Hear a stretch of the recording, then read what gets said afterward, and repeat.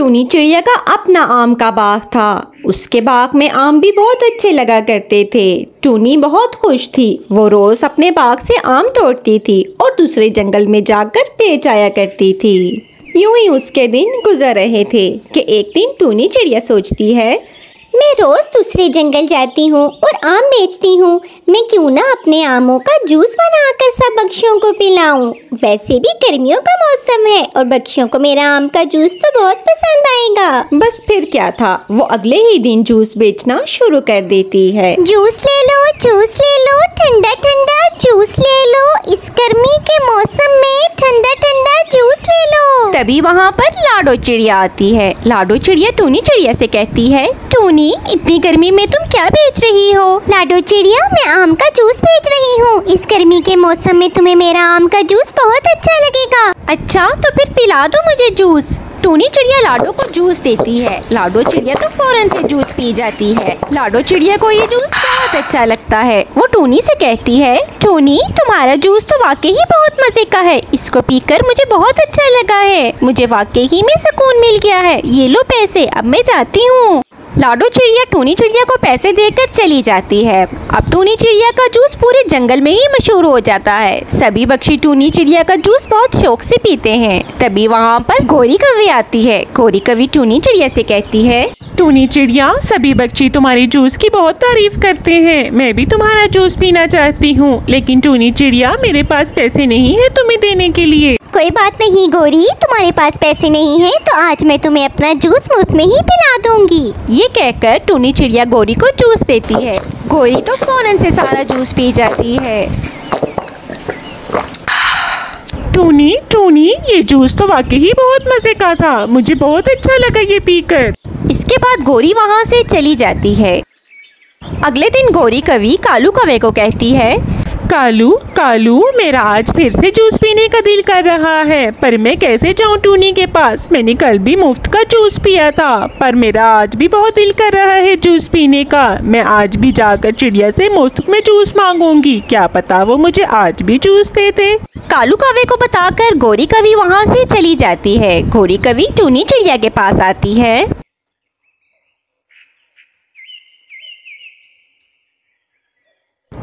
टूनी, तुम्हारा जूस तो बहुत मजे का था। मेरा आज भी पीने का बहुत दिल कर रहा है, लेकिन मेरे पास आज भी पैसे नहीं हैं। तुम मुझे आज भी मुफ्त में जूस पिला दोगी क्या? तो टूनी चिड़िया कहती है, गोरी बहन, मैंने तुम्हें कल भी मुफ्त में जूस इसलिए नहीं दिया कि तुम रोज आकर मुझसे मुफ्त में ही जूस मांगो। मैं यहाँ पर कितनी गर्मी में मेहनत मजदूरी करती हूँ, तब जाकर मैं कुछ पैसे कमा पाती हूँ। तुम कौवे बहुत आलसी हो, तुम लोग घर में बस सोए रहते हो। अगर तुम लोग भी मेहनत मजदूरी करो तो यूँ किसी से मुफ्त में चीजें ना मांगनी पड़े। गोरी कौवी टूनी की बातें सुनकर वहाँ से चली जाती है। गोरी कौवी जब घर जाती है तो बहुत उदास होती है। उसको देखकर कालू कौवा कहता है, गोरी, तुम इतनी उदास क्यों आ रही हो? जूस पीकर भी तुम्हें सुकून नहीं मिला है, तभी तो इतनी उदास हो। गोरी कौवी तो रोने लगती है। वो कालू कौवे से कहती है, कालू जी, मैंने कोई जूस नहीं पिया। टूनी चिड़िया ने तो सब बच्चों के सामने मेरी बहुत बेइज्जती की। उसने कहा तुम कौवे आलसी हो और कोई काम नहीं करते हो। मैं तुम लोगों को रोज मुफ्त में जूस नहीं दे सकती हूँ। उसने सबके सामने मेरी बहुत बेइज्जती की है। कालू कौवा कहता है, चुप कर जाओ गोरी, चुप कर जाओ। उसने तुम्हारी बेइज्जती करके अच्छा नहीं किया, अब उसको इसका बदला देना ही पड़ेगा। गोरी कौवी कहती है, लेकिन तुम क्या करोगे? उसने मेरी बहुत बेइज्जती की है, हम उसका कुछ भी नहीं बिगाड़ सकते हैं। तुम मत रो गोरी, मैं उसके सामने ही एक जूस की दुकान खोलूंगा और उससे कम पैसों में जूस बेचूंगा। फिर मैं देखता हूँ कि कौन उससे जूस खरीदेगा। गोरी कौवी कहती है, लेकिन तुम इतने आम कहाँ से लाओगे? इतने आम मैं दूसरे जंगल से लेकर आऊंगा। और भला मैं कहाँ से लाऊंगा? मेरा कौन सा अपना आम का बाग है? लेकिन गोरी, उसने तुम्हारी बेइज्जती कर अच्छा नहीं किया। अब मैं उसका मजा जरूर चखाऊंगा। अगले दिन ही कालू कौवा दूसरे जंगल जाता है और ढेर सारे आम ले आता है। आम लाकर कालू कौवा टूनी चिड़िया के साथ ही अपनी दुकान भी खोल लेता है। जूस बनाकर कालू कौवा जूस बेचना शुरू करता है। तभी उसके पास सोहनी चिड़िया आ जाती है।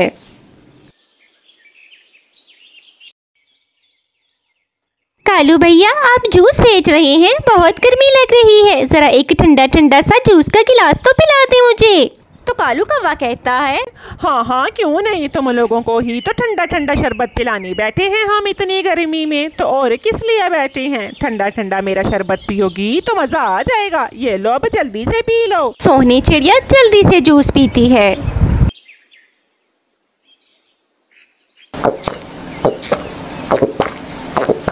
अभी सोहनी चिड़िया थोड़ा सा ही जूस पीती है तो वो कालू कौवे से कहती है, हाय कालू भैया ये क्या पिला दिया आपने, इतना खट्टा शरबत। आम का जूस तो इतना खट्टा नहीं होता। भाई ये तो बहुत गंदा है, ये अपने पास ही रखी, मुझे नहीं पीना ये कहकर सोहनी वहाँ से चली जाती है। सोहनी के जाने के बाद गोरी कवि कहती है, जरा कैसा है ये शरबत, मैं जरा पीकर चेक तो करूं कैसा बनाया है तुमने। गोरी कवि जैसे ही शरबत पीती है तो वो कालू कौवे से कहती है, हाय हाय सारी मुंह का जायका ही गंदा कर दिया इस शरबत ने तो। टूनी चिड़िया का शरबत तो बहुत मीठा होता है, ये शरबत तो बहुत खट्टा है, ये तो मुझसे भी नहीं पिया जा रहा। हाय हाय गोरी, इसका भी हल है मेरे पास, मुझे चलकर देखना पड़ेगा छुप कर के टूनी चिड़िया कैसे शरबत बनाती है।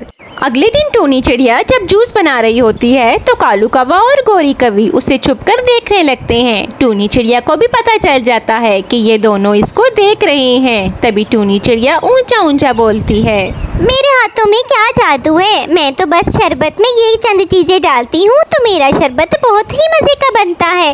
बस पहले मैं आम डालती हूँ अच्छे से, फिर उसमें ढेर सारी लाल मिर्चें डाल देती हूँ, बस फिर क्या, मेरा शरबत तो बहुत मजे का बनता है। हटो परे मरो, सांस रुक रहा है मेरा, मुझे भी देखने दो कि वो कैसे शरबत बना रही है। ऊपर ही चढ़ के देखना पड़ेगा, यहाँ से तो कुछ नजर नहीं आ रहा था। ये क्या इतनी लाल मिर्चें डाल रही है, हाँ तभी तो इसका शरबत बड़ा मीठा होता है। बस करो गोरी बस करो, मैंने सब कुछ देख लिया है, बस अब चलते हैं यहाँ से। गोरी मैंने अच्छे से देख लिया था उसने क्या क्या शरबत में डाला है, चलो अब जल्दी से शरबत बना लेते हैं। तभी कालू कौवा और गोरी कवि मिलकर जूस बना लेते हैं। वो दोनों मिलकर ढेर सारा जूस बनाते हैं। तभी वहाँ पर जग्गू चील आ जाता है।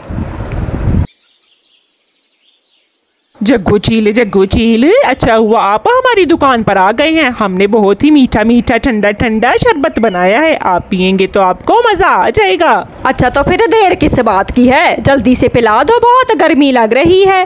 तभी कालू कौवा जग्गू चील को जूस का गिलास देता है। जग्गू चील तो फौरन से जूस पीने लगता है, लेकिन वो जैसे ही जूस पीता है उसके कानों से तो धुएं निकलने लगते हैं और वो चीखने लग पड़ता है, हाय हाय जालिम, ये क्या पिला दिया, इतनी मिर्चें, मेरे तो कानों से भी धुएं निकल गए हैं, मैं तुम लोगों को छोड़ूंगा नहीं। तभी जग्गू चील उनकी तरफ बढ़ता है और उनकी खूब पटाई करता है। कालू कौवा तो किसी तरह से वहाँ से बच जाता है और जल्दी से उड़ जाता है, लेकिन गोरी कवि फंस जाती है और जग्गू चील उसकी खूब पटाई करता है। जब जग्गू चील का गुस्सा ठंडा होता है तब वो वहाँ से चला जाता है। आए आए जालिम, टूनी चिड़िया भी घर आकर खूब हंसती है। जब गोरी कवि घर आती है, आए मैं मर गई, मुझसे तो चला भी नहीं जा रहा। आए कालू, तेरा बेड़ा गर्क, तेरा कुछ न रवे, तू मुझे वहाँ पर उस जालिम चील के आगे छोड़कर भाग आया। आए मेरे कालू, तेरा कुछ न रवे। नहीं, मैं तुम्हें छोड़कर थोड़ी आया था गोरी, मैं तो डंडा लेने आया था ताकि डंडे से उस चील की खूब पटाई करूं, पर अब तुम आ गई हो तो चलो खैर कोई नहीं, तुम आराम करो, तुम बहुत थकी हुई लग रही हो, चलो अब बातें नहीं करो और लेट जाओ आराम से। तो प्यारे दोस्तों, आपको मेरी ये स्टोरी कैसी लगी? अगर आपको मेरी ये कहानी अच्छी लगी हो तो मेरी वीडियो को लाइक, चैनल को सब्सक्राइब जरूर कीजिए। अल्लाह हाफिज।